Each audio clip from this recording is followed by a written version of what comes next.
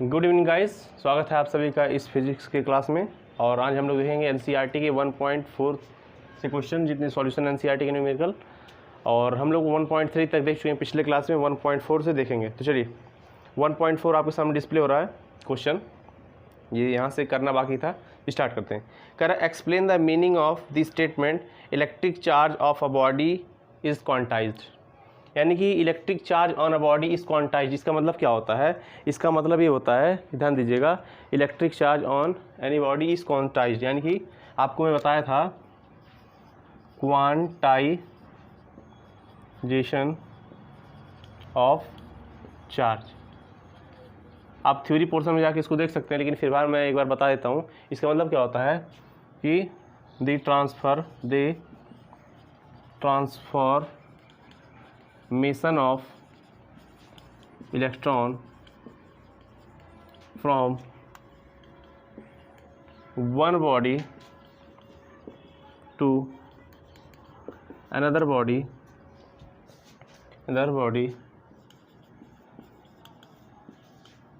in the whole number of electron.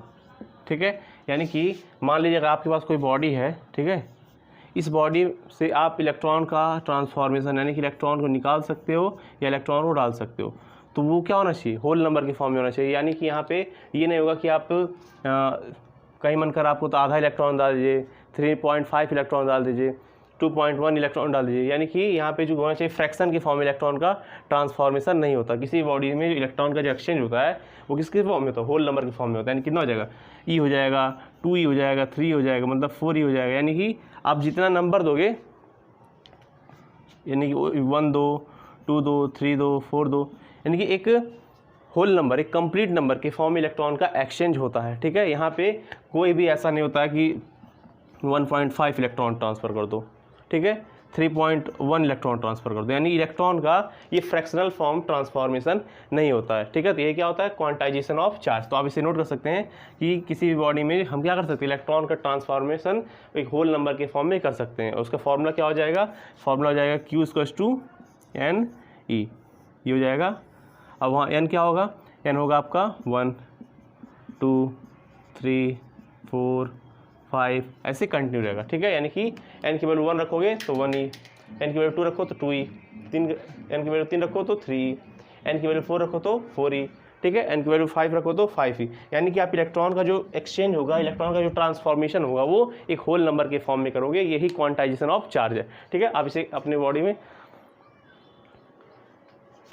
हो गया note, अपने कॉपी में नोट कर सकते हैं। आई एम सॉरी फॉर बोल दिया बॉडी, आप इसे अपनी कॉपी में नोट कर लीजिए। ठीक है, इलेक्ट्रॉन का जो ट्रांसफॉर्मेशन होगा एक होल नंबर के फॉर्म में होगा। तो ये थ्योरी पोर्शन आप अपने पिछले लेक्चर में जाके और अच्छे डिटेल में अगर आप देखना चाहते हैं तो देख सकते हैं। ठीक है, नेक्स्ट क्वेश्चन है कि when a glass rod is rubbed with a silk cloth charge appear of both similar phenomena it observe with many pair of bodies how it observation is consist the law of conservation of charge. ये कह रहा है कि मान लीजिए मेरे पास क्या है, कह रहा है कि when a glass rod is rubbed with a silk. ठीक है, यानी कि मान लीजिए आपके पास कोई ग्लास रॉड है। ठीक है, यहाँ देखिए, यहाँ पे एक पास क्या है? ग्लास रॉड है। ठीक है, और आपके पास मान लीजिए कोई सिल्क का यहाँ पे कपड़ा है। ये क्या है? सिल्क है, और ये क्या है? ग्लास है। कह रहा है कि when a glass rod is rubbed with a silk cloth charge appear of both a similar phenomena is observe many of other bodies explain how the observation is consistent the law of conservation of charge। यानी कि आप कह रहा है कि जब यहाँ पे ग्लास के रॉड को और सिल्क के कपड़े को जब आपस में रब करते हैं तो रब करने पे पाया गया कि दोनों में जो चार्ज की वैल्यू थी वो क्या था? कांस्टेंट था। मतलब पाया गया, मान लो यहाँ पे कुछ 5 कूलम पाया गया। ठीक है, तो वैसे यहाँ पे कोई चार्ज पाया गया, यहाँ भी 5 कूलम पाया गया, मतलब कि दोनों में सिमिलर अमाउंट ऑफ चार्ज पाया गया। तो फिर भी आप कैसे कह सकते हैं कि यहाँ पे जो चार्ज कंजर्व है? तो ऐसे कहेंगे, हम ये कहेंगे कि जो चार्ज का मैग्नीट्यूड रहेगा ये सेम रहेगा, चार्ज का मैग्नीट्यूड रहेगा वो सेम रहेगा। अगर ध्यान दीजिए, अगर ग्लास से इलेक्ट्रॉन, ध्यान दीजिए, अगर ग्लास से इलेक्ट्रॉन सिल्क में आया तो यहाँ पे आएगा कितना? +5 कूलम आएगा। ठीक है, और यहाँ पे इलेक्ट्रॉन आया तो यहाँ होगा -5 कूलम आएगा। अगर आप इसे ऐड करो, क्योंकि आप जानते हो जब किसी बॉडी से इलेक्ट्रॉन निकलता है, मतलब किसी बॉडी से जब इलेक्ट्रॉन का रिमूवल होता है उसके जनरल स्टेट से, तो उसे प्लस चार्ज आता है। तो मान लीजिए मैं अपनी तरफ से माना हूँ कि यहाँ से 5 कूलम का रिमूवल हो गया है इसके जनरल स्टेट से, तो यहाँ प्लस का 5 कूलम आ गया, लेकिन इसके जनरल स्टेट में यहाँ 5 कूलम चार्ज आ गए हैं, तो यहाँ पे क्या हो जाएगा, माइनस का 5 कूलम हो जाएगा। अगर आप इसे चार्ज को दोनों को नेट चार्ज निकालोगे, ऐड करोगे, तो प्लस का 5 कूलम और माइनस का 5 कूलम कितना हो जाएगा, 0 हो जाएगा। यानी पहले इस पर जितना चार्ज था, कितना इस पर चार्ज था, पहले इस पर कोई चार्ज नहीं था, यानी कि जब इलेक्ट्रॉन इसमें नहीं गया था तो यहाँ पे चार्ज कितना था, 0 था। ठीक है, जब इसमें इलेक्ट्रॉन नहीं आया था तब भी इसका चार्ज था 0 कूलम। लेकिन जब क्या हुआ, इनिशियली जब यहाँ से 5 कूलम यहाँ से ट्रांसफ़र हो गया, यहाँ पे ध्यान दीजिए, जब इस बॉडी से 5 कूलम इसमें ट्रांसफ़र हो गया, इस पर क्या आ गया, प्लस का 5 कूलम आ गया। ठीक है, और इसके अंदर कितना आ गया, माइनस 5 कूलम आ गया। क्यों भैया, क्योंकि जब इलेक्ट्रॉन अंदर आता है जनरल स्टेट में, बॉडी के अंदर आता है, तो निगेटिव का होता है, क्योंकि एक्सेस ऑफ इलेक्ट्रॉन होता है। और जब किसी बॉडी से जाता है तो वहाँ पॉजिटिव का आता है, क्यों, वहाँ पे एक्सेस ऑफ प्रोटॉन होता है। तो यहाँ पे इनिशियली में ना ग्लास के पास कोई चार्ज था, ना ही ना सिल्क के पास कोई चार्ज था। ठीक है, यानी कि इसके ऊपर 0 कूलम चार्ज और इसके ऊपर भी 0 कूलम चार्ज था। बट जब ग्लास और सिल्क को रब कर दिए हैं, तो ग्लास से मान लो 5 कूलम चार्ज निकल के सिल्क में चला गया। तो 5 कूलम चार्ज अगर ग्लास से सिल्क में आया है, तो अगर इलेक्ट्रॉन का ट्रांसफर कहाँ हुआ है, ग्लास टू सिल्क हुआ है, तो ग्लास हो जाएगा प्लस का 5 कूलम। ठीक है, और सिल्क हो जाएगा माइनस का 5 कूलम। और आप क्या करेंगे, अब दोनों चार्ज को अगर ऐड करेंगे तो आपका नेट चार्ज कितना आ गया, प्लस का 5 माइनस का 5 कितना आ गया, नेट चार्ज 0 आ गया। यानी इनिशियल आपका चार्ज 0 कूलम था और फाइनल भी आपका नेट चार्ज कितना हो गया, 0 हो गया। तो आप बोल सकते हैं Q initial equals to Q final. तो जब आपका चार्ज हमेशा क्या रहता है, पहले जैसा ही रहता है बाद में भी, तो क्या बोल सकते हो, ये चार्ज आपका क्या है, कंजर्व है, यानी कि ना आपके पास ना चार्ज का कोई एक्स्ट्रा एडिशन हुआ है, ना ही आपके पास चार्ज का लॉस हुआ है। तो आप इसको क्या करेंगे, नोट कर लीजिए, नोट करेंगे, लिख लेंगे क्या, इसमें लिखेंगे कि नेट चार्ज इज कंजर्व। ठीक है, मतलब इनिशियल जो चार्ज है फाइनल चार्ज के इक्वल है, ये आपका क्या है, कंजर्वेशन ऑफ चार्ज है। देखिए थ्योरी पोर्शन आप मैं ऑलरेडी करा चुका हूँ इसके बारे में, इसलिए मैं कोई इसमें जोर नहीं दे रहा हूँ। ठीक है, मैं न्यूमेरिकल पोर्शन को बताना चाहता हूँ, जहाँ तक मेरी प्रयास रहेगा आपको न्यूमेरिकल पोर्शन अधिक से अधिक बताया जाए। तो न्यूमेरिकल पोर्शन को आप नोट करिएगा अच्छे से और सॉल्व भी करिए जाएगा। चलिए नेक्स्ट क्वेश्चन कह रहा है 1.6 डिस्प्ले हो रहा, पढ़िए। कह रहा है 4 point charges QA equals to 2 coulomb, QB equals to minus, हाँ कह रहा है कि यहाँ पे देखिए QA इसको जो दिया है 2 माइक्रो कूलम, QB इसको जो दिया है माइनस का 5 माइक्रो कूलम, QC दिया है 2 माइक्रो कूलम और QD दिया है माइनस का 5 micro coulomb. Are located at the corner of a square ABCD of side 10 centimetre. What is the force on a charge 1 micro coulomb placed at the centre of square. ध्यान दीजिए, आपके पास कोई एक square दिया है, ध्यान दीजिए, एक है स्क्वायर। ठीक है, ये स्क्वायर है, स्क्वायर का मान लीजिए साइड के यहाँ पे क्या है, A है, यहाँ B है, यहाँ C है और यहाँ D है। इनकी जो साइड लेंथ है वो कितना दिया है, 10 सेंटीमीटर दी, यानी कि ये भी क्या है 10 सेंटीमीटर, ये भी क्या है 10 सेंटीमीटर और ये भी क्या है 10 सेंटीमीटर और ये भी क्या है 10 सेंटीमीटर। ए पे जो चार्ज रखा गया है वो QA कितना है, ध्यान दीजिए, ए पे यहाँ पे जो चार्ज रखा गया QA, उसकी वैल्यू आपको दिया है 2 माइक्रो कूलम। कितना रखा है, 2 माइक्रो कूलम। QB कितना दिया है, QB इक्वल टू दिया है माइनस का 5 माइक्रो कूलम। ठीक है, इसी तरह QC कितना दिया है, Q ऑन सी दिया है 2 माइक्रो कूलम और QD कितना दिया है, QD इक्वल टू दिया है आपको माइनस का 5 माइक्रो कूलम। ये कॉर्नर साइड में लोकेटेड है। चलिए यहाँ पे लिख लेते हैं, यहाँ लिखते हैं 2, यहाँ पे लिखते हैं 2 माइक्रो कूलम, यहाँ माइनस का 5 माइक्रो कूलम। QC कितना, QC है 2 माइक्रो कूलम और QD कितना है, माइनस का 5 माइक्रो कूलम। ठीक है, कह रहा what is the force on a, वो कह रहा what is the force on a charge of 1 micro coulomb placed at the centre of square. यानी स्क्वायर के सेंटर पे 1 माइक्रो कूलम का चार्ज रखा गया, उस पर इन चार्जेस की वजह से फोर्स कितना होगा। तो सबसे पहले आपको क्या करना पड़ेगा, आइडेंटिफाई करना पड़ेगा कि इस स्क्वायर का सेंटर कहाँ आएगा। तो आप जानते हैं, इसको डायगनली काट लीजिए। देखिए इसको डायगनल, इसका डायगनल ये हो गया और इसका डायगनल ये हो गया।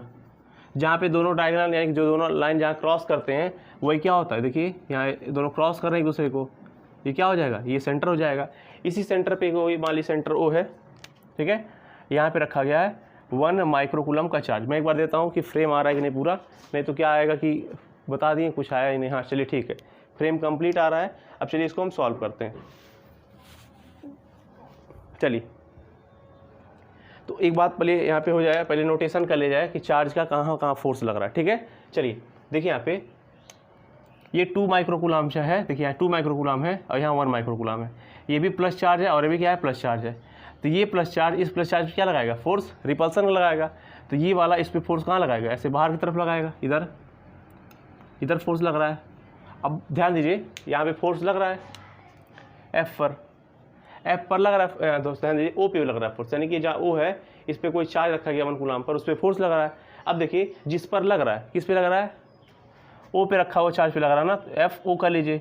किसके थ्रू लग रहा है, ए के थ्रू लग रहा है, तो ए के थ्रू वाला यहाँ लिख लीजिए, एफ ओ ए लिख लीजिए, ठीक है। आया कि नहीं आया समझ में, आ गया। अब ध्यान दीजिए ये सी पे रखा हुआ है 2 कूलम चार्ज, ओ पे रखे हुए 1 कूलम चार्ज पे फोर्स लगाएगा, तो सी वाला क्या लगाएगा, ये भी रिपल्सन लगाएगा, दूर भेजेगा। तो ये भी चलिए ऐसे रिपल्सन लगा, क्या हो जाएगा, ऐसे दूर जाएगा, ऐसे चला गया। ध्यान दीजिए किस पे लग रहा है, तो फोर्स लग रहा है ओ पे रखे हुए चार्ज पे, कौन लगा रहा है, सी वाला लगा रहा था, एफ ओ सी कर लीजिए, ठीक है, बहुत अच्छा। अब ऐसे ही चलिए यहाँ पे देखिए क्यू बी, ध्यान दीजिए ये -5 माइक्रोकूलम है और ये क्या है, 0 माइक्रोकूलम है। ध्यान दीजिए ये -5 माइक्रोकूलम है और यहाँ पे क्या है आपका 1 माइक्रोकूलम है, ओ पे रखा हुआ, ठीक है। आप देख लीजिए यहाँ माइनस चार्ज है और यहाँ प्लस चार्ज है। आप जानते हैं माइनस चार्ज और प्लस चार्ज में क्या होता है, अट्रैक्शन होता है। तो यहाँ पे क्या हो जाएगा, ये -5 माइक्रोकूलम ये 1 माइक्रोकूलम को क्या करेगा, अपनी तरफ अट्रैक्ट करेगा। तो ये क्या करेगा, अपनी तरफ अट्रैक्ट कर रहा है, देखिए ये गया अट्रैक्शन का, यानी कि ये अपनी तरफ क्या कर रहा है, खींच रहा है। अट्रैक्शन के लिए उसकी ओर रहेगा एरो और रिपल्सन के लिए उससे दूर रहेगा एरो। जैसे यहाँ पे क्या है, ये प्लस था और ये भी प्लस था, तो ये क्या किया, इस पर रिपल्सन लगाया तो उससे दूर कर दिया एरो, ठीक है। लेकिन ये वाला क्या माइनस का, ये प्लस का है, तो अट्रैक्ट करेगा, अट्रैक्शन के लिए उसी की तरफ एरो हो गया। अब देखिए यहाँ पे एफ ओ पे रखे हुए चार्ज पे लग रहा है अट्रैक्शन, कौन लगा रहा है, बी वाला लगा रहा है, एफ ओ भी हो गया, ठीक है। अब ऐसे यहाँ पे देखिए ये भी माइनस चार्ज है, लेकिन यहाँ पे सेंटर पे जो चार्ज रखा है वो प्लस चार्ज है, वो क्या करेगा, अट्रैक्ट करेगा। तो अट्रैक्ट करेगा अपने डायरेक्शन में, ये रहा, ठीक है। एफ ओ पे है, ओ रख लीजिए, डी से लग रहा है, डी कर लीजिए। अब जिसको फ्री बॉडी डायग्राम बनाने आता है वो फ्री बॉडी डायग्राम बना सकता है। आइए हम उसको बनाने के लिए सिखाते हैं फ्री बॉडी डायग्राम कैसे, मतलब बहुत सारे अगर फोर्स किसी पॉइंट पे काम कर रहे हो तो उसको फ्री बॉडी डायग्राम से शो करते हैं। क्लास 11 का टॉपिक है, अगर आपको आता है तो भी कोई बात नहीं, नहीं आता तो भी कोई बात नहीं। चलिए यहाँ पे हम इसी का थोड़ा सा जूम वर्जन बनाते हैं। ये आपका था सेंटर ओ, इस पर कोई 1 माइक्रोकूलम का चार्ज रखा हुआ था, ठीक है। तो देख लीजिए एक फोर्स इधर लग रहा है, ये वाला, ठीक है, एक फोर्स इधर लग रहा हुआ, ये वाला, एक फोर्स इधर लग रहा है, ये वाला, एक फोर्स इधर लग रहा है, ये वाला। ध्यान दीजिए ये वाला क्या है, एफ ओ बी, तो कर लीजिए एफ ओ बी। ये क्या है, एफ ओ सी, एफ ओ सॉरी सी। ये वाला क्या, एफ ओ डी, तो कर लीजिए एफ ओ डी। यहाँ ध्यान दीजिए क्या है, एफ ओ ए, तो कर लीजिए एफ ओ ए। अच्छा यहाँ बेस में लिख दें एफ ओ।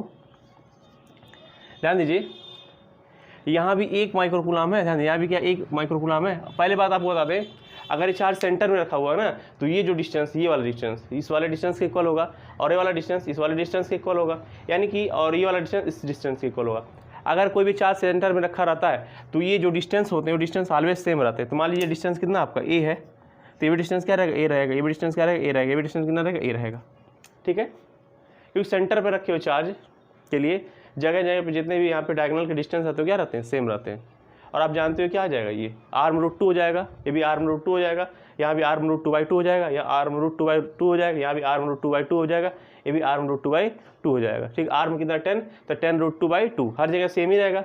आप एक ही वैल्यू जान ही रहे हो, ये कितना हो जाएगा, 10√2 हो जाएगा ये। लेकिन आप क्या ए में इसको माना हो तो /2 हो जाएगा। अब कैसे होगा, मैथमेटिक्स के बच्चे पाइथागोरस थ्योरम जानते हैं। ये क्या हो गया आपका, ये देखिए ये क्या हो गया, परपेंडिकुलर, ये हो गया आपका बेस, ये हो गया हाइपोटेन्यूस।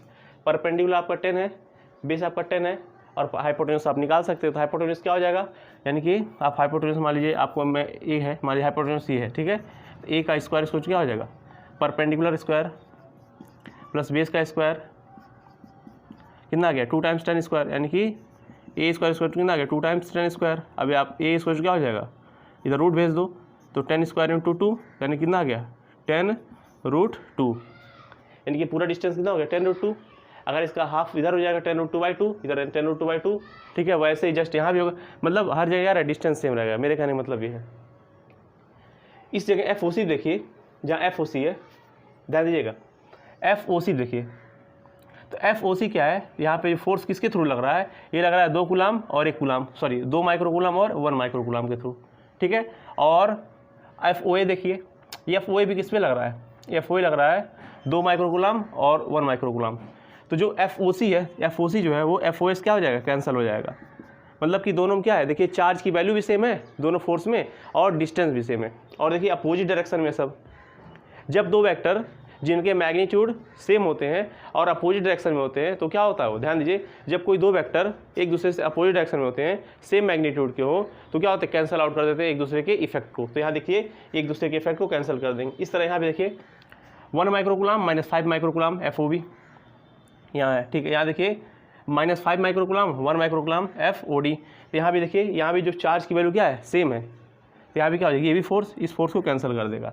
यानी कि यहाँ पे सेंटर पे रखिए चार्ज पे नेट फोर्स कितना लगेगा, तो लिखेंगे net force on charge 1 microcoulomb कितना हो जाएगा, 0। बट किसी को विश्वास नहीं हुआ कैसे 0, चलिए आइए भी दिखाते हैं, और दिखा दें क्या ज़रूरत है, चलो दिखा देते हैं। आपको बताया था मैं, क्या बताया, सुपर पोजिशन रूल याद है, सुपर पोजिशन रूल क्या कहता है, सुपर पोजिशन रूल कहता है कि जितना फोर्स लगेगा उनका वेक्टर सम कर दो, ठीक है। तो ये सभी फोर्स है, तो ये सबका मैं वेक्टर सम कर रहा हूँ। देखिए FOC प्लस का FOA, ठीक है, प्लस का FOB प्लस का FOD। ध्यान दीजिए, आपको पता होगा न्यूटन्स थर्ड लॉ क्या कहता है, मान लीजिए एक बॉडी है, इस पे इधर फोर्स लग रहा है, ठीक है, F का, तो इसके अपोजिट डायरेक्शन में भी उतना ही फोर्स लगेगा बट माइनस का, तो F लगेगा बट कैसा रहेगा, माइनस का लगेगा। ठीक उसी तरह यहाँ देखिए फोर्स का क्या हो जाएगा, मैग्नीट्यूड सेम हो जाएगा बट डायरेक्शन अपोजिट रहेगा। तो यहाँ देखिए FOC है ना, तो आप यहाँ FOC लिख लीजिए। तो इसके अपोजिट डायरेक्शन में कितना फोर्स लगेगा, FOC ही लगेगा, यानी कि जो FOA रहेगा, ध्यान दीजिए जो FOA आ रहा है वो क्या होगा, आपके इक्वल होगा FOC के, बस निगेटिव का, ठीक है। तो FOA किसके इक्वल आ जाएगा, FOA इक्वल आ जाएगा आपका माइनस का FOC के, ठीक है। अब यहाँ देखिए FOD जो होगा वो किसके इक्वल आएगा, FOB के, ध्यान दीजिए, या फिर ऐसे बोल सकते हैं आप, FOB इक्वल हो जाएगा FOD के, क्योंकि दूसरे के अपोजिट डायरेक्शन में क्या रहेगा, डायरेक्शन निगेटिव कर दो। तो FOA क्या रख दो, FOC रख दो, FOC हो गया। FOB कितना है, FOB है माइनस का FOD प्लस का FOD।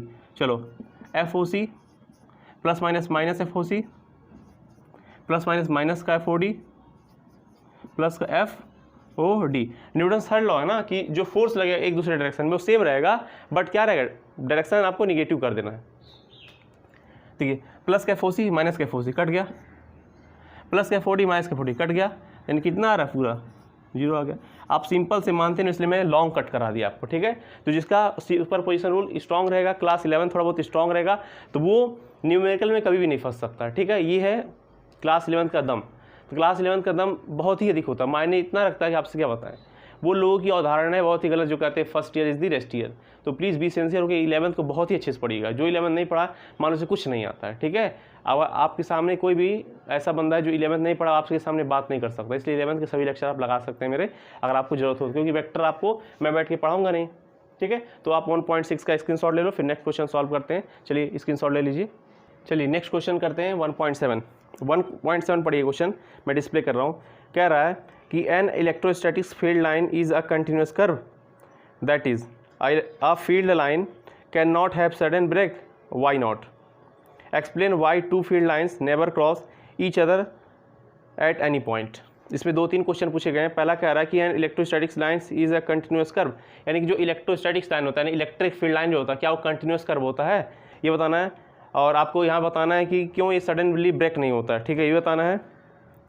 और पूछ रहा है कि explain why two electric field never cross each other. यहाँ 3 क्वेश्चन पूछ रहा है, अगर आपको प्रॉपर्टी याद होगा तो आप कर ले जाएंगे। पहला कह रहा है कि वाई इलेक्ट्रिक फील्ड लाइन ऐसे क्यों, ऐसे इलेक्ट्रिक फील्ड लाइन क्यों, इलेक्ट्रिक फील्ड लाइन को कंटिन्यूस कर्व कहते हैं।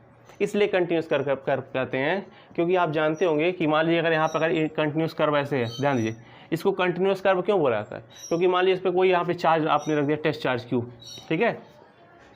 अगर यहाँ पे आपने कोई यहाँ पे चार्ज रख दिया क्यू नॉट यानी टेस्ट चार्ज को, तो जब इस पर कोई यहाँ मान लीजिए प्लस से चल रहा है इलेक्ट्रिक फील्ड लाइन, ऐसे प्लस से चल रहा है, ठीक है, और माइनस में ख़त्म हो रहा है। इसको कंटिन्यूस कर्व बोलने का रीज़न क्या है, अगर इस पर आप क्यू नॉट चार्ज को रख दिए तो क्यू नॉट चार्ज पे फोर्स लगेगा, क्या लगेगा, फोर्स लगेगा। अब बात आई फोर्स किधर लगेगा, तो आपको पता होना चाहिए कि आप कहीं भी फोर्स पता करना चाहते हो तो तुरंत क्या डालो, टेंजेंट डालो।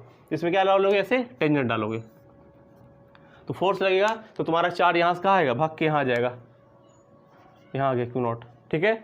जैसे यहाँ पे आया तब फिर फोर्स लगेगा, अब फोर्स कहाँ लगेगा, टेंजेंट के लॉन्ग, फिर लगाओ टेंजेंट, तुम्हारा चार्ज कहाँ आएगा, भाग के, तुम्हारा चार्ज भाग के कहाँ आ जाएगा, यहाँ आ जाएगा, क्यू नॉट यहाँ पहुँच गया।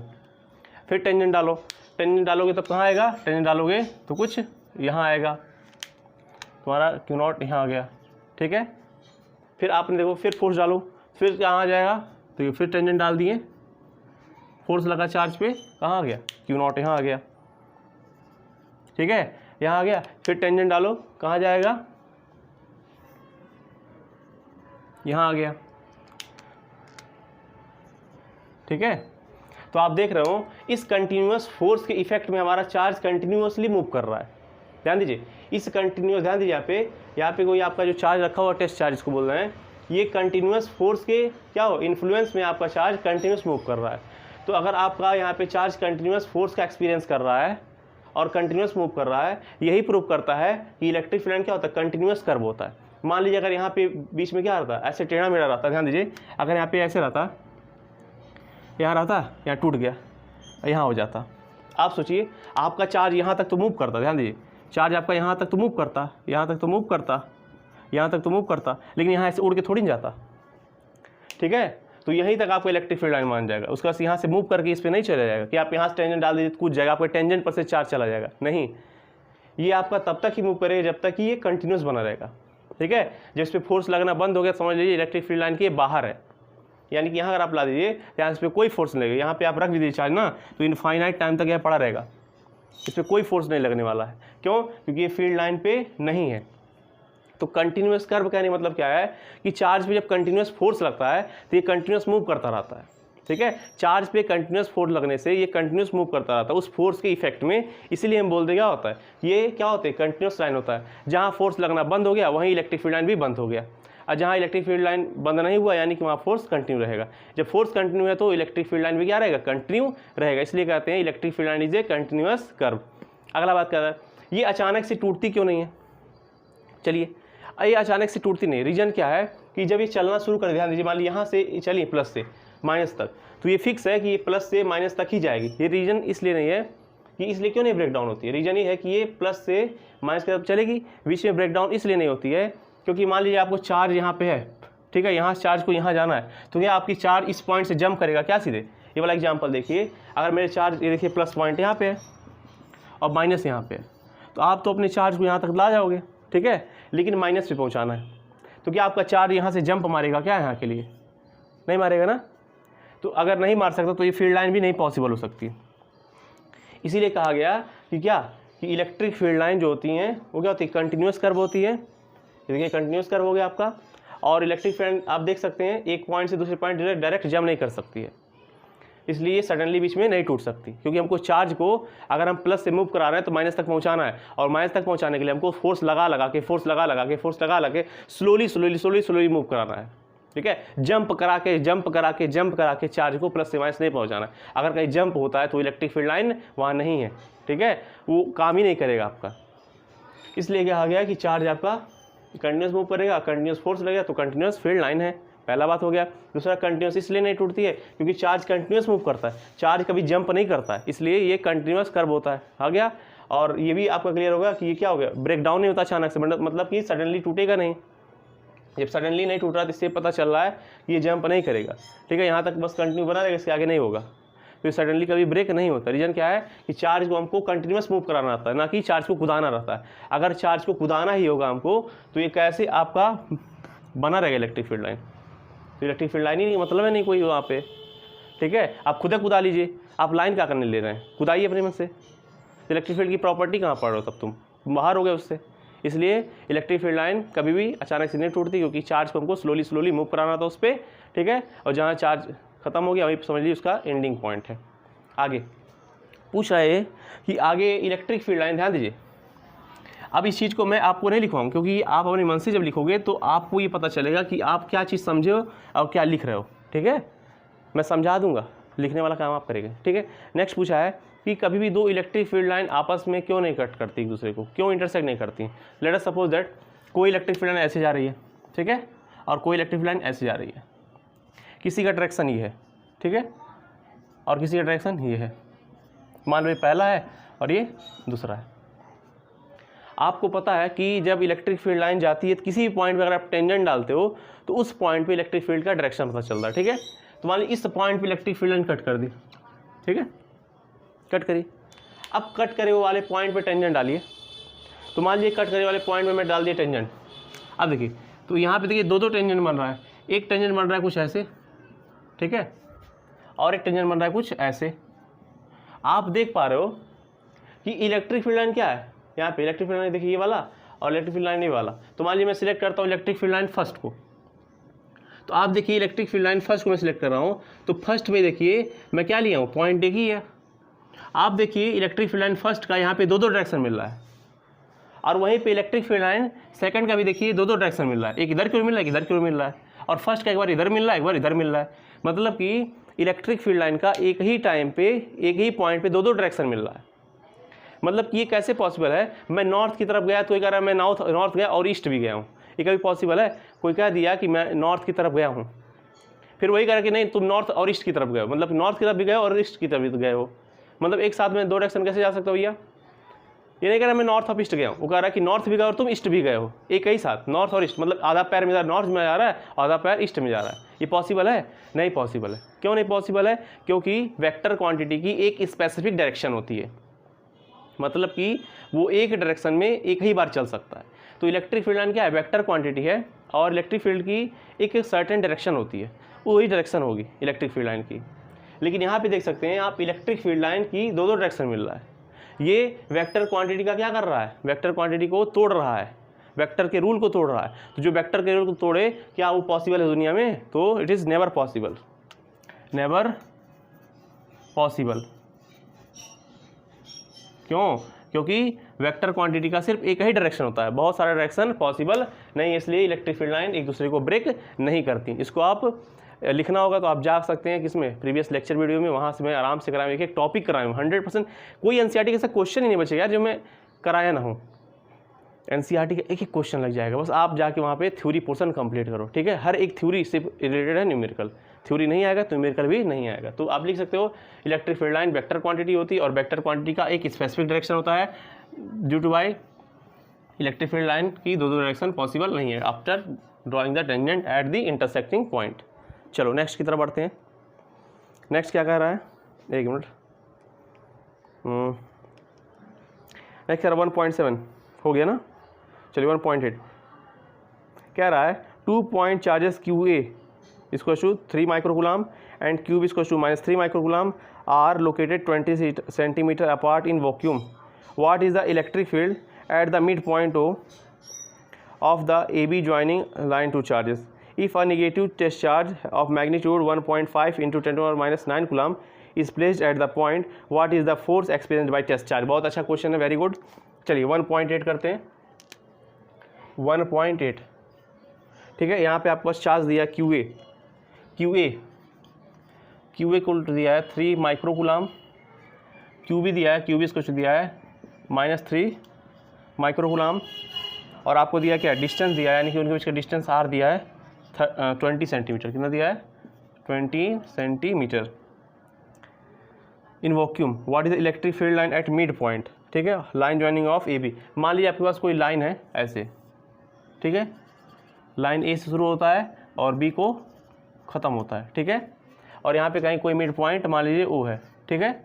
इस मिड पॉइंट O पे क्या है, इस मिड पॉइंट O पे आपको बताना है इलेक्ट्रिक फील्ड कितना होगा, ठीक है। इलेक्ट्रिक फील्ड यानी कि E बताना है आपको, पॉइंट O पे EO बताना है, ठीक है। और अगला क्वेश्चन पूछ रहा है, कह रहा है, कहाँ गया, कह रहा है कि if a negative test charge of magnitude 1.5 into 10⁻⁹ coulomb, मतलब कि इसी पे हम क्या रखते हैं, क्यू इसको रखते हैं, क्यू नॉट दिया है 1.5 इंटू 10⁻⁹ कूलम, अगर मैं रख देता हूँ कहाँ पे, कह रहा है if a negative test charge of magnitude इतना is placed at this point, मतलब ई ओ पे, यानी कि Q0 पे मैं कोई चार्ज रखता हूँ, Q नॉट रखता हूँ, तो कितना फोर्स एक्सपीरियंस करेगा, यानी कि आपको F बताना है कितना फोर्स उस पर लगेगा। चलिए आइए मेरे साथ हो जाए सॉल्व करने के लिए।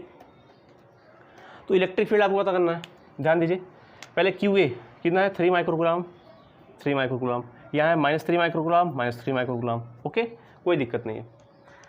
अब आपको क्या करना है, सबसे पहले एक बात मेरी याद रखी रहेगा, मैं आपसे बताया था जितने भी क्वेश्चन आप करोगे SI सिस्टम में करोगे, SI में करो, चलो मेरे लिए यही सही होगा कि 3 इंटू 10⁻⁻6 कूलम, ये भी क्या हो जाएगा -3 इंटू 10⁻⁻6 कूलम, ये कितना हो जाएगा R = 20 इंटू 10⁻2 मीटर, ठीक है, ओके। तो चलिए यहाँ पे क्या हो जाएगा, 3 माइक्रोकूलम के लिए लिखेंगे आप 3 इंटू 10⁻6 कूलम, और यहाँ पे 3 इंटू -3 इंटू 10⁻6 कूलम। डिस्टेंस कितना है 20 इंटू 10⁻2 मीटर है ना, यानी कि पूरा डिस्टेंस, ध्यान दीजिए ये पूरा डिस्टेंस कितना है, पूरा डिस्टेंस है 20 इंटू 10⁻2 मीटर, यानी कि 20 metre, sorry 20 centimetre, I am so sorry. पूरा डिस्टेंस ए से बी तक का है क्या, ए से बी तक का डिस्टेंस है 20 सेंटीमीटर, यानी कि 20 इंटू 10⁻2 मीटर। तो आधा क्या हो जाएगा, आधा हो जाएगा यहाँ से यहाँ तक का 10 इंटू 10⁻2 मीटर, अभी क्या हो जाएगा 10 इंटू 10⁻2 मीटर, ठीक है। और वापस ऐड कर दोगे 10 और 10 कितना 20, 20 इंटू 10⁻2 मीटर वापस आ जाएगा आपका, ठीक है। तो देखिए ये प्लस चार्ज है, प्लस चार्ज की वजह से इलेक्ट्रिक फील्ड क्या होगा, यहाँ पे दूर, ये आप लिख सकते हैं EA, ठीक है, और माइनस यहाँ पे चार्ज है, तो माइनस चार्ज की वजह से इलेक्ट्रिक फील्ड क्या रहेगा इधर के इसके ओर, मतलब कि माइनस चार्ज क्या करता है, यहाँ से इलेक्ट्रिक फील्ड उसके अंदर जाता है। आप जानते हैं प्लस चार्ज की वजह से इलेक्ट्रिक फील्ड दूर जाता है, और माइनस चार्ज की वजह से इलेक्ट्रिक फील्ड उसके ओर आता है, इसकी वजह से दूर गया और इसकी वजह से इसके अंदर गया, तो यानी EB भी क्या रहेगा, इसके अंदर ही रहेगा, EB इसके तरफ ही रहा, ठीक है। चलिए EA और EB की वैल्यू निकालते हैं। EA क्या हो जाएगा KQ/R का स्क्वायर, K की वैल्यू आपको पता होगा 9 इंटू 10⁻9 होता है, Q कितना दिया है 3 इंटू 10⁻6 भाई R कितना है 10 इंटू 10⁻2। आप इसको ऐसे लिख सकते हैं, कहीं ऐसे लिखा है, आप जानते हैं पावर वाला रूल, अगर यहाँ पे पावर कितना है -2 है, यहाँ कितना है प्लस का 1 है, तो कितना हो जाएगा -2 में से आप क्या करेंगे प्लस का 1 अगर ऐड कर दोगे तो क्या बचेगा 10⁻1, यानी रहेगा 10⁻1। इसका क्या करोगे स्क्वायर करोगे, आगे सॉल्व करो कितना बनेगा आगे 9 इंटू 10⁻9 इंटू 3 इंटू 10⁻6, और यहाँ क्या बना है पावर से मल्टीप्लाई कर दो यहाँ पे, तो 10 इंटू 10⁻2 हो जाएगा, और -2 पर गया 10⁻2, ठीक है। अब देखो तो 9 3 जा 27 हुआ क्या, अब देखो 10⁻9 -6 प्लस का 2, यहाँ दो 9 2 11, और 11 में से 6 गया 5, यानी कितना 10⁻5 न्यूटन पर कूलम, ठीक है। और इसी तरह क्या हो रहा है EB भी आएगा, इसी तरह EB भी आएगा, पूछो क्यों, अच्छा यहाँ लिख देता हूँ इधर पे, इसी तरह क्या रहेगा EB भी रहेगा, क्योंकि चार्ज की वैल्यू देखिए वही है, ठीक है, डिस्टेंस भी वही है, तो सेम ही रहेगा। आप कहोगे वहाँ पे साइन तो माइनस का है, ध्यान दीजिए हम कभी भी वेक्टर क्वांटिटी में जब भी हम न्यूमेरिकल सॉल्व करते हैं तो वेक्टर क्वांटिटी में निगेटिव का साइन हमको सिर्फ इतना ही बताता है कि उसमें जो वैल्यू है क्या करता है अट्रैक्टिव नेचर का है या रिपल्टिव नेचर का है, मतलब कि डायरेक्शन का नॉलेज देता है सिर्फ निगेटिव, ठीक है, ये सिर्फ डायरेक्शन का नॉलेज देता है। न्यूमेरिकल में इसमें कोई फर्क नहीं पड़ता, हम सिर्फ क्या लेते हैं मैग्नीट्यूड लेते हैं, तो मैग्नीट्यूड मतलब वही वैल्यू लोगे, तो सिंपल वही आ जाएगा। EB किसके इक्वल आएगा, EB इक्वल टू आ जाएगा EA के, क्योंकि सारे वैल्यू सेम है, तो ठीक है आप क्या लिखेंगे लिख सकते हैं EB इसको हो जाएगा आपका 27 इंटू 10⁻5 न्यूटन पर कूलम, ठीक है। अब आइए आप नेट इलेक्ट्रिक फील्ड निकालते हैं, नेट इस पॉइंट पर net electric field E net, देखिए दोनों जो वेक्टर एक ही डायरेक्शन में होते हैं, जब कोई दो वेक्टर एक डायरेक्शन में होते हैं तो ऐड हो जाते हैं, जबकि अपोजिट होने पर कैंसिल हो जाते हैं, तो ऐड एक ही हो जाएंगे क्योंकि एक ही डायरेक्शन में। ये भी इधर है क्योंकि प्लस से दूर जाता है, ई बी की ओर है क्योंकि माइनस की ओर जाता है, तो क्या हो जाएगा ई ए प्लस का ई बी। ई ए कितना है 27 इंटू 10⁻⁻5 प्लस ई बी कितना है, ये भी क्या है 27 इंटू 10⁻⁻5। तो देखिए ये चीज़ दो बार है तो आप ऐसे लिख सकते हैं 2 इंटू 27 इंटू 10⁻⁻5 मल्टीप्लाई कर लीजिए, 2 सत्ता 14 को 4 हासिल 1, 2 दूनी 4 1 5, 54 इंटू 10⁻⁵ न्यूटन पर कूलम, ई नेट हो जाएगा। यानी ई ओ यानी इस पॉइंट पे इलेक्ट्रिक फील्ड की इंटेंसिटी कितनी होगी 54 इंटू 10⁻⁵ का न्यूटन पर कूलम। अब फोर्स पता करना है, यानी इस पर कितना चार्ज रखा गया 1.5 इंटू 10⁻�9 कूलम का चार्ज रखा, उस पर फोर्स पता करना है। आइए आपने पढ़ा होगा एफ इक्वल टू क्या होता है, ध्यान दीजिए फोर्स, आपने पढ़ा होगा इलेक्ट्रिक फील्ड इंटेंसिटी और फोर्स में रिलेशन क्या होता है, याद करिए। ई इक्वल टू क्या होता था F/Q0, ठीक है। आपको क्या निकालना, एफ निकालना है, तो एफ इक्वल टू क्या हो जाएगा ई इंटू Q0, यानी ई नॉट यहाँ पे इलेक्ट्रिक फील्ड है तो ई नॉट कर लीजिए, यहाँ पे ई नॉट कर लो। ई नॉट कितना है 54 इंटू 10⁻⁵ इंटू Q0 कितना है Q0 आपको दिया क्वेश्चन में 1.5 इंटू 10⁻⁹। चलिए मल्टीप्लाई कीजिए, 54 15 का मल्टीप्लाई करें, 54 और 15 का मल्टीप्लाई करो, ठीक है। 5 चौका 20 को शून्य हासिल 2, 50 25 26 27 इंटू 1 चौका 4 और 1 25 5, 0 7 11 को 1 हासिल 1, 7 1 8 हो गया। 81 इंटू 10⁻⁻9 5 कितना हो गया 9 5 14 माइनस का 14 न्यूटन हो जाएगा आपका आंसर, ठीक है।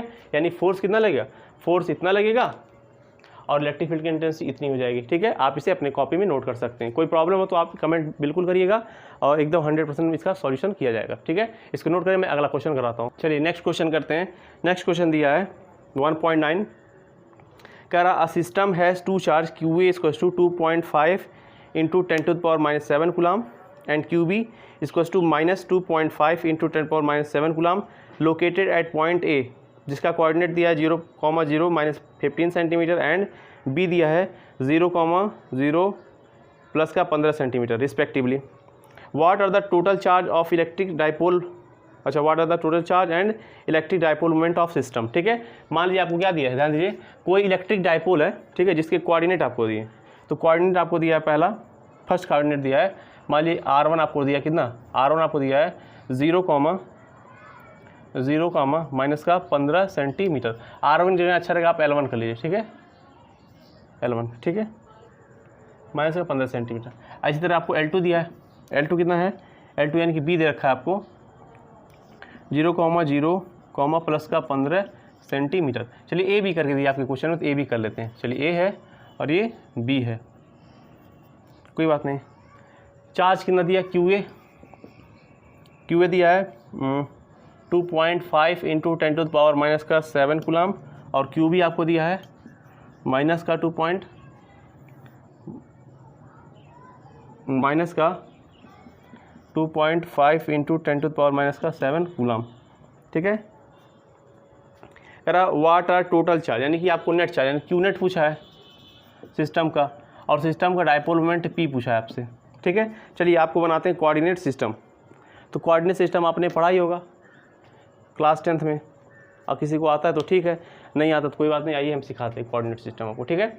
देखिए ये रहा आपका, ध्यान दीजिए, ये है मान लीजिए आपका एक्स एक्सिस और ये मान लीजिए आपका वाई एक्सिस और ये आपका जेड एक्सिस। ये आपका क्या होता है ओरिजिन, वो 0 कर लीजिए, ठीक है। अब ध्यान दीजिए जो ए है आपका, ध्यान दीजिए ए कितना है, देखिए ये जो बोर्ड है, बोर्ड के प्लेन के बाहर, ध्यान दीजिए बोर्ड के प्लेन के बाहर जेड एक्सिस है, और इसके जस्ट आप अंदर चलेंगे, अगर अंदर आप जाएंगे तो आपको मिलेगा माइनस का जेड एक्सिस, ठीक है। अगर आप ऐसे नीचे आते हैं तो आपको मिलेगा माइनस का वाई एक्सिस। अगर आप ऐसे अपोजिट चलते तो आपको मिलता है माइनस का एक्स एक्सिस। ध्यान दीजिए इसको बोलते हैं, पहला वाला होता है एक्स, दूसरा होता है वाई और तीसरा होता है जेड। ऐसे ये भी होता है एक्स वाई जेड। एक्स के लिए कितना है 0, एक्स से कोई मतलब नहीं हमको। वाई के लिए कितना है 0, अच्छा। जेड के लिए कितना है -15 सेंटीमीटर। ये माइनस क्या होता था कि आपको माइनस जेड में जाना है, ठीक है। तो ये होता प्लस जेड और उसके पीछे माइनस जेड, यानी कि हमको यहाँ ओ से लेके यहाँ चलना है 15 सेंटीमीटर। यहाँ पे कितना, ए से लेके यहाँ तक कितना डिस्टेंस होगा 15 सेंटीमीटर। इसका कोऑर्डिनेट कितना है 0,0, -15 सेंटीमीटर। ठीक है, और क्या कर रहा है, ये देखिए बी, ये आपका हो गया ए। बी क्या है 0,0 प्लस का 15 सेंटीमीटर। चलो 0,0 कितना है प्लस का 15 सेंटीमीटर। तो यहाँ चलिए, आप चले यहाँ पे एक्स पे चलिए 0, वाई पे चलिए 0, जेड पे कितना है आपको प्लस का 15। तो जेड पे आप आइए, आपका हो जाएगा आपका प्लस का 15। मान लीजिए कुछ ये रहा, इसका कोऑर्डिनेट 0,0, प्लस का 15 सेंटीमीटर, ये रहा आपका बी। ठीक है, अब ध्यान दीजिए क्यू ए कितना है, क्यू ए आपको दिया है, यहाँ पे एक चार्ज रखा गया, ध्यान दीजिए चार्ज है यहाँ पे, वो चार्ज मान लीजिए क्यू ए है, यानी कि यहाँ पे चार्ज है क्यू ए, इसको जो दिया आपको 2.5 × 10⁻⁷ कूलम। और क्यू भी आपको दिया है, यहाँ पे क्यू भी आपको दे रखा है माइनस का 2.5 × 10⁻⁷ कूलम। आपसे पहला चीज़ पूछा है कि नेट चार्ज क्या होता है। तो नेट चार्ज आप जानते हैं, नेट चार्ज क्या होता है, जितने चार्ज उनका आप ऐड कर दिए। चार्ज क्या है, एक स्केलर क्वांटिटी दिया है, तो स्केलर क्वांटिटी में क्या करते हैं, उनका डायरेक्ट हम ऐड कर देते हैं बिना किसी भी डायरेक्शन के साथ। तो क्यू ए प्लस का क्यू बी, क्यू ए कितना है, Q A 2.5 × 10⁻⁷ plus Q B कितना दिया है माइनस का 2.5 × 10⁻⁷। ये देखिए प्लस इंटू माइनस का मल्टीप्लाई करिए, माइनस हो जाएगा। तो प्लस का 2.5 × 10⁻⁷ हो गया, माइनस का 2.5 कट जाएगा, नेट चार्ज कितना आ गया 0 आ गया, यानी कि पूरे सिस्टम का नेट चार्ज कितना आ गया 0 आ गया। अब बात आया डाइपोल मोमेंट का। तो डाइपोल मोमेंट क्या होता है, याद करिए डाइपोल मोमेंट क्या होता है। डाइपोल मोमेंट होता है P=Q, यानी कि डाइपोल मोमेंट के किसी एक चार्ज इंटू चार्ज का मैग्नीट्यूड इंटू और उस डाइपोल मोमेंट का जो मिनिमम डिस्टेंस यानी कि 2L होता है उसका मल्टीप्लाई 2L। चलिए चार्ज, आपको इसमें से कोई एक चार्ज लेना, तो मान लीजिए कोई एक चार्ज मैं ले लेता हूँ, चार्ज का सिर्फ मैग्नीट्यूड लेना, तो हो जाएगा चार्ज का मैग्नीट्यूड, नेट चार्ज नहीं, चार्ज का मैग्नीट्यूड सिर्फ एक चार्ज 2.5 × 10⁻⁷ 2L कैसे निकलेगा। अब ध्यान दीजिए, ये है डाइपोल का मिड पॉइंट ओ, इधर से चलें तो 15 सेंटीमीटर और इधर चलें तो भी आपका 15 सेंटीमीटर। यहाँ देख लीजिए 15 सेंटीमीटर, तो 15 इधर से 15 इधर से, देखिए L और L कितना हो गया 2L, तो पूरा 2L कितना हो जाएगा 15 + 15 कितना हो गया 30 सेंटीमीटर। अब सेंटीमीटर को मीटर में कैसे चेंज करेंगे, कुछ नहीं, 13 का मल्टीप्लाई 10⁻⁻² से, 13 × 10⁻², 25 तियाँ 75, 25 तियाँ 75, ठीक है, 0 लगाओ और एक पॉइंट बाद डेसिमल बढ़ाओ, लग गया, इंटू 10⁻⁷ -2 -9 कूलम मीटर। ठीक है, कूलम मीटर। अब बात आई डायरेक्शन क्या होगा। तो डायरेक्शन क्या होता है, -Q से +Q तरफ। ध्यान दीजिए आपका क्या है, इधर -Q है और उधर है +Q, तो डायरेक्शन क्या रहेगा QB2, देखो B2A, यानी कि ये रहेगा डाइपोल मोमेंट का डायरेक्शन B2A, ये रहेगा डायरेक्शन। होता है ना डायरेक्शन माइनस चार्ज से लेके निगेटिव चार्ज से लेके पॉजिटिव चार्ज की तरफ, यानी कि -Q से +Q तरफ, ये रहा डायरेक्शन डाइपोल मूवमेंट का। ठीक है, आप ये कर लीजिए, अपनी कॉपी में नोट करिए। चलिए इस क्वेश्चन करिए, तो मैं एक क्वेश्चन और कराता हूँ, उसके बाद फिर वाइंड अप करूँगा, जल्दी इसको नोट करें। चलिए नेक्स्ट क्वेश्चन करते हैं 1.10। 1.10 क्या दिया है, ध्यान दीजिए, क्वेश्चन पढ़िए, इस डिस्प्ले हो रहा है। An electric dipole with dipole moment 4 × 10⁻⁹ coulomb metre is align at 30 degree with the direction of a uniform electric field of magnitude 5 × 10⁴ Newton per coulomb. Calculate the magnitude of the torque acting on dipole. बहुत सस्ता question, इससे सस्ता question क्या हो सकता है, क्या ही हो सकता है। डाइपोल का मोमेंट दिया P को आपको दिया है 4 × 10⁻⁹ कूलम मीटर। एंगल थीटा आपको दिया, थीटा दे रखा है 30 डिग्री। इलेक्ट्रिक फील्ड की इंटेंसिटी आपको दिया है 5 × 10⁴ न्यूटन पर कूलम। बस ये हम लोग का टेस्ट ले रहे हैं कि हम लोग को फॉर्मूला आता कि नहीं आता है, बस और कुछ नहीं। टॉर्क आपसे पूछ रहा है, इससे सस्ता क्वेश्चन पूरी ज़िंदगी में नहीं हो सकता, मतलब इतनी सस्ता क्वेश्चन। ठीक है, आइए चलिए, तो क्या होता है, पहले फॉर्मूला लिखिए टॉर्क का। टॉर्क यानी टाउ इसको क्या होता है PE sin थीटा, तो टॉर्क इसको क्या हो जाएगा P फिर P है 4 × 10⁻⁹ कूलम मीटर इंटू ई इलेक्ट्रिक फील्ड डेंसिटी 5 × 10⁴ न्यूटन पर कूलम साइन थीटा, थीटा कितना है 30 डिग्री। अब देखिए 5 4 जा 20 कर लो, 20 × 10⁻⁻9 यहाँ प्लस का 4 -9 प्लस का 4 माइनस का 5 इंटू साइन 30 डिग्री होता है 1/2, साइन 30 कितना होता है 1/2, तो 2 से इकट्ठा कितना बचा 10 इंटू 10⁻⁵ कितना बचा 10⁻⁴ न्यूटन मीटर। ये रहा आपका आंसर। तो देख लीजिए हम यहाँ तक आपको करा दिए। डायपोल मोमेंट का क्वेश्चन ये रहा, इलेक्ट्रिक डायपोल मोमेंट जितना टॉर्क लगता है टॉर्क आप तक यहाँ करा दिए। 1.10 तक क्वेश्चन रहने देते हैं, फिर बाकी की नेक्स्ट क्वेश्चन नेक्स्ट क्लास में कराएंगे। उस क्लास क्या होगा, लास्ट क्लास आई थिंक होना चाहिए। ठीक है, यहाँ तक आप अपने कॉपी में कर सकते हैं, और कोई डाउट रहा तो आप कमेंट कर सकते हैं। फिर ठीक है, ये रहा मेरा नंबर, अगर आपको कोई प्रॉब्लम हो, कोई डाउट हो तो आप जरूर इस पर पूछ सकते हैं। ठीक है, कोई क्वेरी से रिलेटेड डाउट आप कर सकते हैं। ठीक है, क्लियर। ओके, बाय बाय, फिर मिलेंगे नेक्स्ट क्लास में नई वीडियो के साथ। ओके, तो आप इसे नोट कर लीजिए, फिर मिलेंगे नेक्स्ट क्लास में।